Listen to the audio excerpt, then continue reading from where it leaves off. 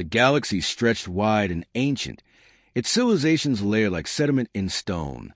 The Galactic Empire had stood for millennia, presiding over thousands of species, their fleets vast enough to blot out starlight, their laws enforced with precision and cruelty. To them, time itself was a tool. Patience had forged their dominion, and arrogance had calcified it. Among their citizens, the rise of new worlds was noted only as footnotes, distractions and reports, irritants brushed aside. They ruled from a throne of inevitability, convinced no fledgling race could threaten their supremacy. When humans arrived, their presence barely registered. A small blue world at the edge of mapped space, filled with reckless creatures that clawed into orbit barely centuries before. The Empire cataloged them as another addition to their census. Energetic, inventive, naive. The diplomats sent Earth described them as loud, ambitious mammals who mistake curiosity for wisdom. The Senate chuckled at their demands for recognition. Some species protested at humanity's entry into interstellar councils, but no one truly believed these primates would matter. Yet humans were not patient. Where other species spent centuries integrating into galactic systems, humans surged forward with feverish intensity. Colonies sprouted across nearby systems. Fleets were constructed, and trade routes stitched their influence outward. Their adaptability was maddening to slower, older races. They did not wait to be invited. They carved space for themselves with stubbornness alone. And in war, when challenged by border skirmishes, they revealed a ferocity that unsettled even hardened species. The first sparks of resistance against the Empire drew humanity into conflict, not as leaders at first, but as mercenaries, allies to minor powers seeking survival. And from these early campaigns emerged a figure who would change the balance. A human general, a woman whose brilliance was undeniable. Her name was spoken differently across tongues, yet always with recognition. Where others faltered before the Empire's fleets, she found weaknesses. Where generals relied on protocol, she invented chaos. Her strategies were unorthodox, daring, terrifyingly effective. She was not a product of centuries of war academies, but of Earth's brutal history, its asymmetric battles, its lessons of insurgency and survival. Her legend grew battle by battle. Colonies defended against impossible odds. Enemy armadas fractured under surprise strikes. Occupation forces routed by tactics no algorithm predicted. What unsettled the Empire most was not her victories, but the loyalty she inspired. Humans fought with her as if she embodied their species itself. Other species, long cowed into submission, began whispering hope at her name. For the first time in centuries, the Empire faced an opponent that did not simply resist. It adapted faster than they could respond. And always at her side, the dog, an unassuming creature by galactic standards.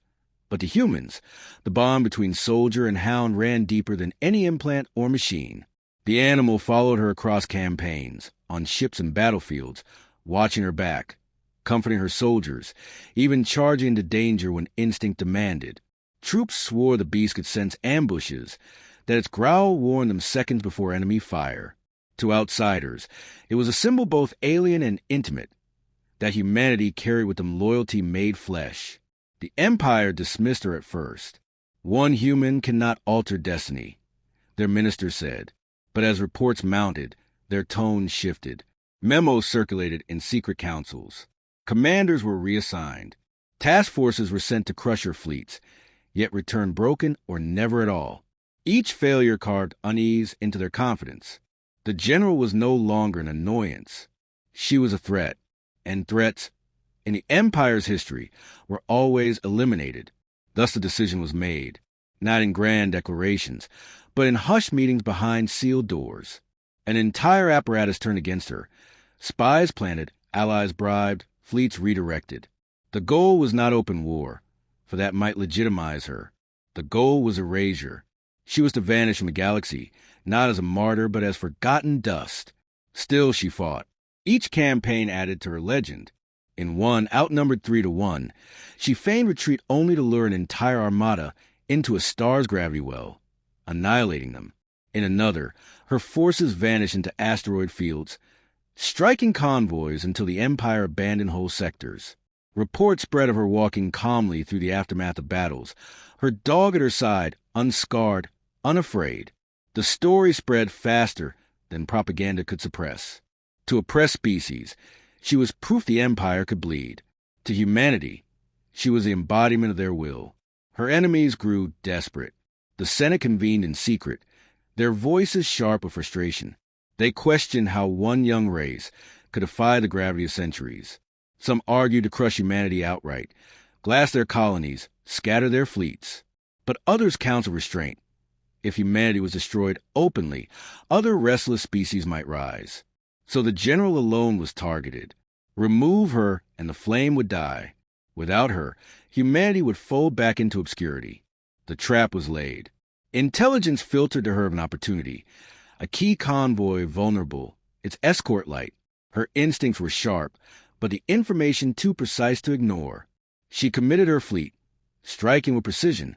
At first, the battle unfolded as expected, her forces overwhelming the escorts. Yet in the shadows, cloaked ships emerged. Entire armadas revealed themselves, surrounding her forces. Betrayal rippled through her ranks. Some allies turned their guns upon her. The battle was chaos. Ships torn apart in flashes of light, hulls split open. Screams cut short across comms. Her flagship fought like a wounded animal, striking even as it burned. She commanded with calm fury, directing every last shot to inflict maximum cost. Her dog remained beside her on the bridge, steady amid the storm, as if sensing the inevitable. Piece by piece, her fleet was annihilated. Escape routes collapsed. Reinforcements never arrived. In the final moments, her ship plunged into enemy lines, a last charge that crippled the opposing flagship. Explosion swallowed her vessel, fragments scattering into the void. No body was recovered. Only wreckage, scattered signals, silence. The Empire declared victory. Across the galaxy, proclamations were broadcast. The human general was dead, her rebellion extinguished. Humanity mourned, their colonies draped in silence. The Senate celebrated in their chambers, smug that the threat had passed. Let this be a lesson, they told themselves, that no young race defies eternity.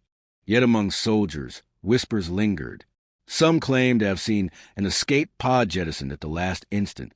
Others spoke of transmissions cut short, of coordinates erased. On distant worlds, there were rumors of sightings, a woman in tattered armor, a beast at her side. The Empire dismissed them as superstition. Humanity grieved but did not forget. And in the silence between stars, far from the Empire's gaze, something stirred. The void had swallowed her ship, and the Empire rejoiced. But destruction was never absolute.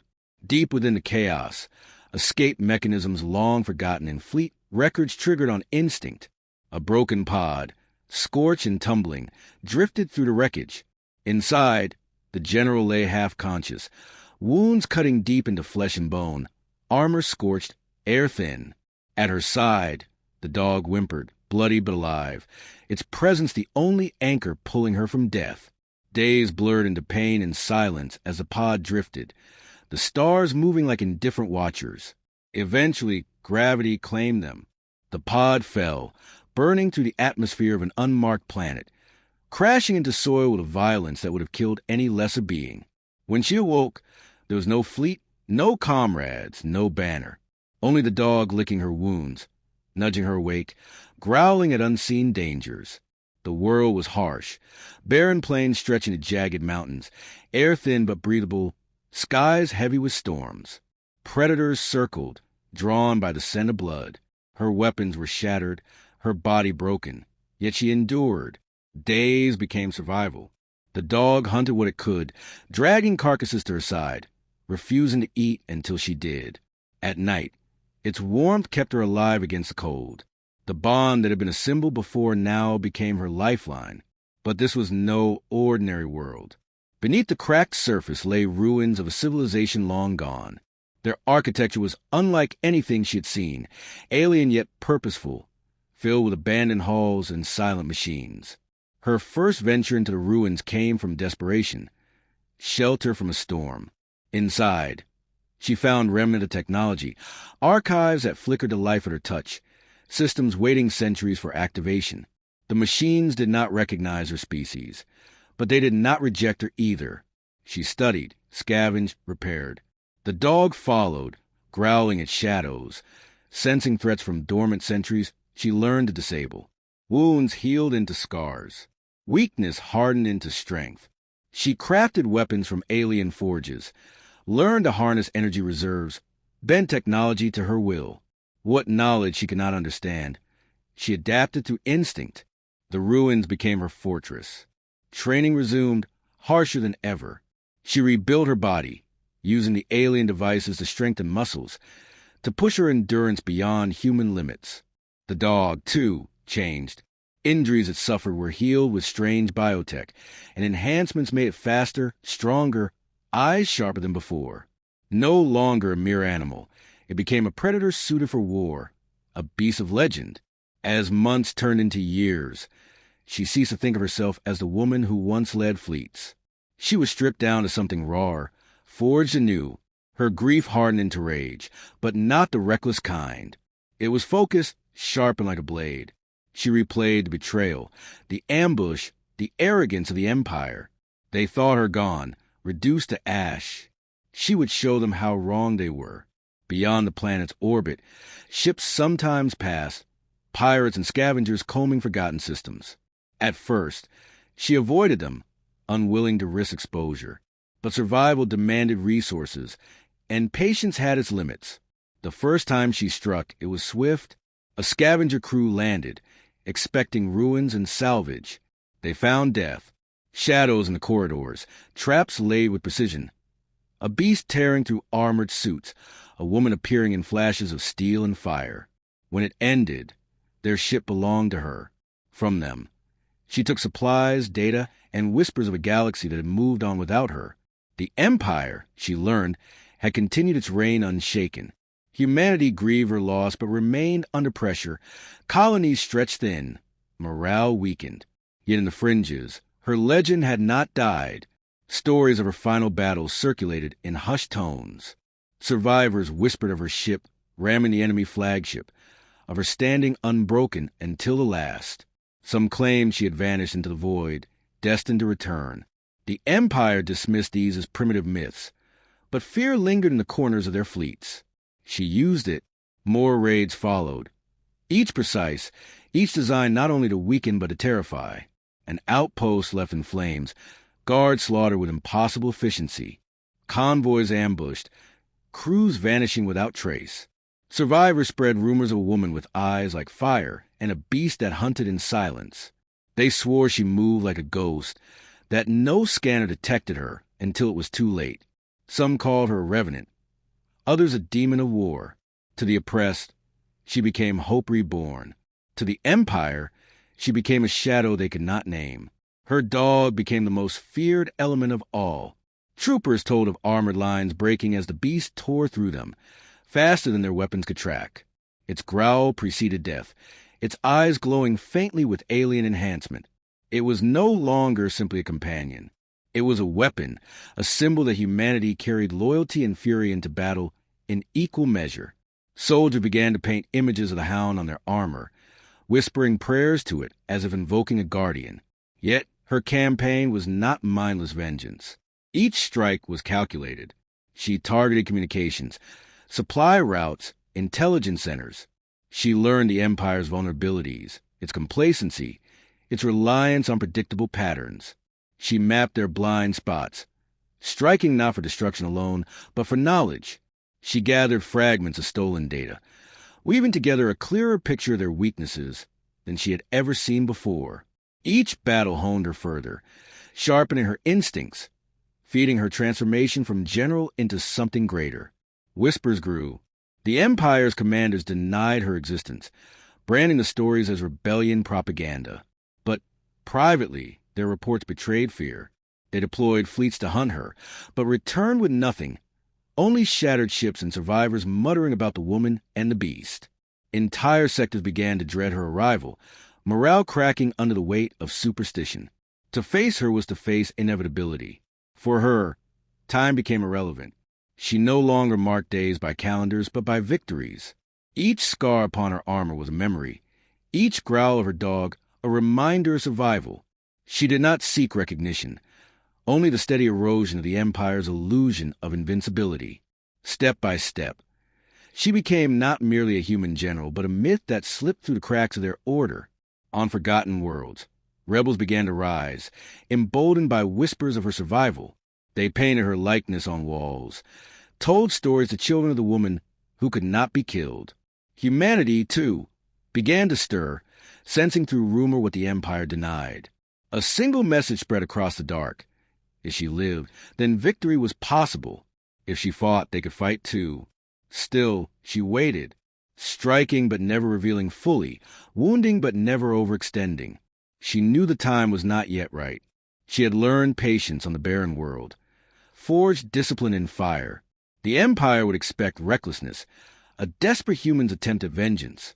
Instead, she gave them a ghost, an enemy they could never grasp, bleeding them slowly. Each victory tightened the noose around their arrogance, and in the silence of her fortress, she prepared for the next step. No longer content with shadows, she would return to the light. Humanity needed her, and the galaxy's oppressed waited for a symbol. She had died once, but death had not held her. Now she was more than alive.